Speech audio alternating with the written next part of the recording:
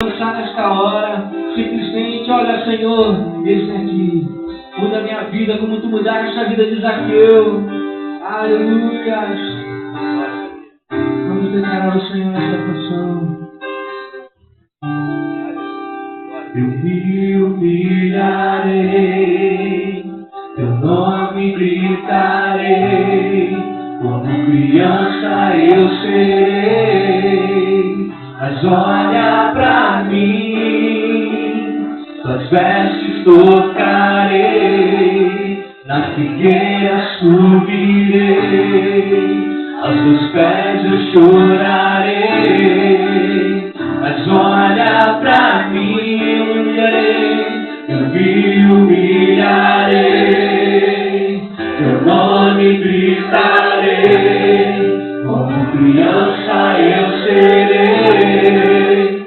Mas olha pra mim, das vestes tocarei, na figueira subirei, aos teus pés eu chorarei.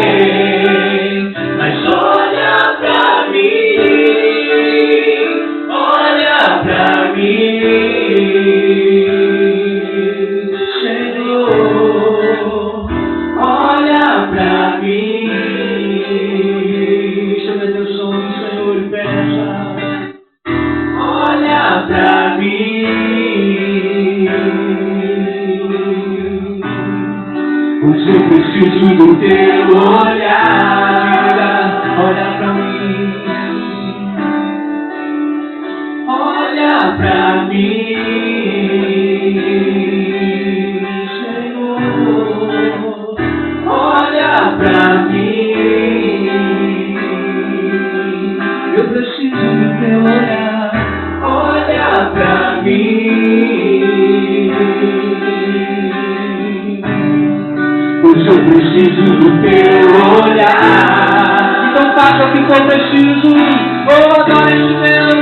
Eu farei o que for preciso para te ver.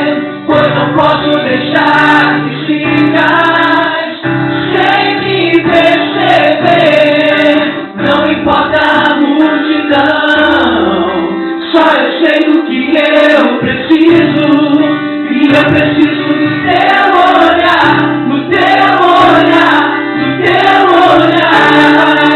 Eu farei o que for preciso para te ver. Pois não posso deixar que sigas sem me perceber. Não importa a multidão, só eu sei do que eu preciso. E eu preciso do teu olhar, do teu olhar, do teu olhar.